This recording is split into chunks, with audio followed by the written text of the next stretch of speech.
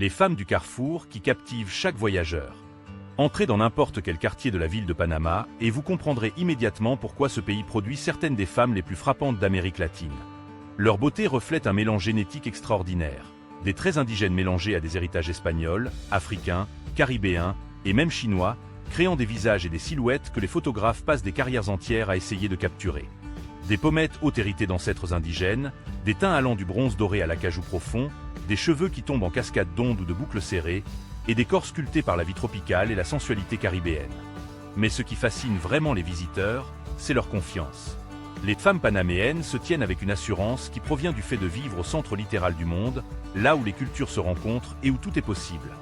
Elles dansent la salsa avec des mouvements qui semblent physiquement impossibles, s'habillent avec un panache qui transforme les trottoirs en podium, et abordent la vie avec une ouverture qui amène les hommes étrangers à reconsidérer complètement tout ce qu'ils pensaient savoir sur les relations.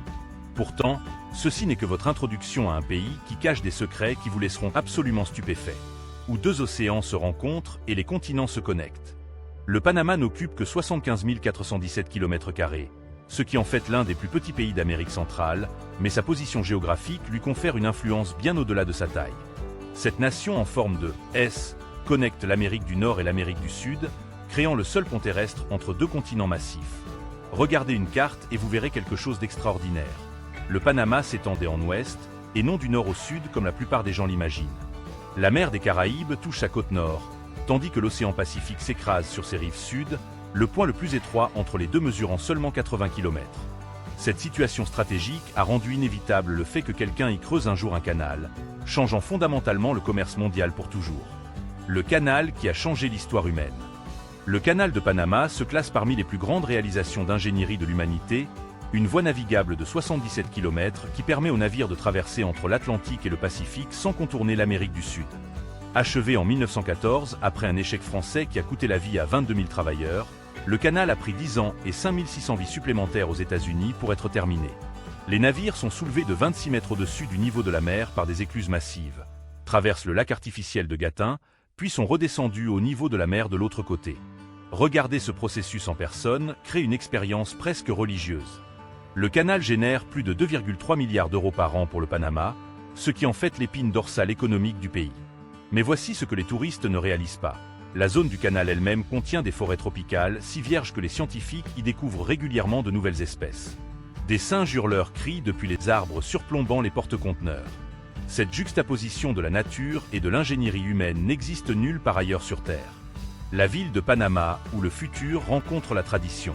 La ville de Panama choque les nouveaux visiteurs avec son horizon qui rivalise avec Miami ou Hong Kong. Plus de 130 gratte-ciel percent le ciel tropical, les condos de luxe se vendent pour des millions de dollars ou d'euros, et le district financier gère de l'argent provenant des quatre coins du globe. Pourtant, marchez 15 minutes depuis ces tours étincelantes et vous êtes à Casco Viejo, le vieux quartier colonial où l'architecture espagnole des années 1600 crée des rues étroites remplies d'hôtels-boutiques et de bars sur les toits. Le contraste est délibéré et parfait. Il y a ensuite la Santa Costura, un boulevard au bord de l'eau où les habitants font leur jogging et se rassemblent au coucher du soleil. Les vendeurs de rue vendent des raspados, de la glace pilée trempée dans du sirop de fruits, pour seulement 0,90 €. Un repas complet dans une fonda locale coûte 2,80 à 4,60 €. Pourtant, les cocktails sur les toits dans le quartier financier coûtent 14 € chacun. Cette diversité économique crée une ville au contraste saisissant. Des frontières qui racontent des histoires de danger et de beauté. La frontière du Panama avec la Colombie représente l'une des zones les plus mystérieuses et traîtresses du monde. Le Darien Gap, une étendue de 100 km de forêt tropicale montagneuse, est la seule interruption de l'autoroute panaméricaine qui relie autrement l'Alaska à l'Argentine. Aucune route ne pénètre cette jungle. Des milliers de migrants tentent de traverser le Darien chaque année. Beaucoup meurent d'épuisement, de morsures de serpents ou de violence. Pourtant, cette même région contient une biodiversité introuvable ailleurs. Le problème est l'accès. La frontière avec le Costa Rica est complètement différente. Paisible et marquée par de magnifiques régions d'altitude où les plantations de café et les forêts de nuages créent des paysages qui ressemblent à des peintures fantastiques. Tradition secrète que les étrangers ne découvrent jamais. Maintenant, voici où nous révélons ce que promet le titre, des traditions si inhabituelles que la plupart des documentaires les évitent délibérément. Dans certaines communautés rurales panaméennes, en particulier parmi les groupes indigènes comme les Ambra, les rituels de passage à l'âge adulte impliquent que les jeunes passent des semaines seuls dans la jungle. survivant grâce à leurs propres compétences et recevant des visions qui déterminent leur rôle d'adulte. La polra, la robe nationale du Panama, prend jusqu'à 6 mois à coudre à la main et coûte entre 1850 et 9200 € pour les versions authentiques recouvertes de broderies complexes. Les femmes la portent lors de festivals où les danseurs masculins exécutent le tamborito, une danse de cour si suggestive que les observateurs conservateurs la considéreraient scandaleuse, pourtant elle est considérée comme un divertissement familial. Pendant le carnaval, le pays entier s'arrête essentiellement pendant 4 jours. Ce qui se passe pendant ces 4 jours implique des niveaux de célébration et d'abandon qui choqueraient la plupart des étrangers. Mondes indigènes cachés à la vue de tous. Le Panama abrite 7 groupes indigènes, chacun maintenant des langues, coutumes et territoires distincts. Le peuple Guna contrôle les îles San Blas, une région autonome de 365 îles des Caraïbes où les visiteurs doivent payer des frais d'entrée et suivre des règles strictes établies par le Congrès Guna. Les femmes Guna portent des molas, des panneaux d'art textile complexes qui sont devenus des objets de collection dans le monde entier, se vendant entre 46 et 460 € selon la complexité. Le Ngab Buglé, le plus grand groupe indigène du Panama, occupe des territoires dans les hautes terres occidentales. Ce ne sont pas des expositions de musées. Ce sont des sociétés fonctionnelles avec leur propre structure de gouvernance, fonctionnant parallèlement au gouvernement national. Le côté Caraïbe que personne ne vous montre.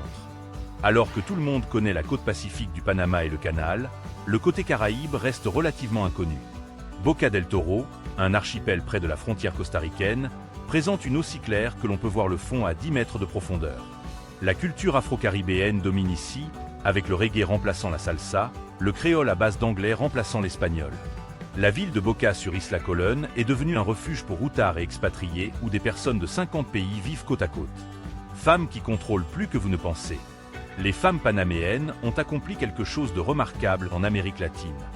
Elles occupent plus de 40% des postes de direction, possèdent des entreprises à des taux dépassant de nombreux pays développés et dominent de plus en plus les universités. Le pays a eu des femmes présidentes. Pourtant, ce que les statistiques manquent, c'est la façon dont les femmes panaméennes naviguent entre le féminisme ultramoderne et la dynamique de genre latine traditionnelle. Elles s'attendent à ce que les hommes soient masculins, qu'ils dirigent dans certains contextes, mais elles maintiennent également leur propre carrière et leur indépendance sans s'excuser. Cet équilibre, marché entre la tradition et la modernité, crée des femmes que les hommes étrangers trouvent à la fois familières et entièrement nouvelles. La nation au centre de tout. Nous avons donc exploré ce pays extraordinaire, de ses femmes hypnotisantes à sa position géographique impossible, de ses secrets indigènes à sa capitale ultramoderne, des jungles dangereuses au paradis caribéen. Nous avons découvert pourquoi le Panama fonctionne comme le plus grand connecteur de l'Amérique latine, où les cultures se mélangent, où les océans se rencontrent, où la tradition se heurte à l'avenir. Ces traditions secrètes que nous avons révélées montrent un pays bien plus complexe que ne le suggèrent les brochures touristiques. Maintenant, c'est votre tour. Dites-nous dans les commentaires de quelle ville ou pays vous regardez et ce qui vous a le plus choqué à propos du Panama. Cliquez sur ce bouton « Hype » et écrasez le bouton « J'aime » maintenant, car cela ne vous coûte rien mais aide énormément notre chaîne. Avant de partir, cliquez sur l'une des vidéos suggérées sur votre écran pour découvrir plus de destinations incroyables. Jusqu'à la prochaine fois, continuez d'explorer l'extraordinaire.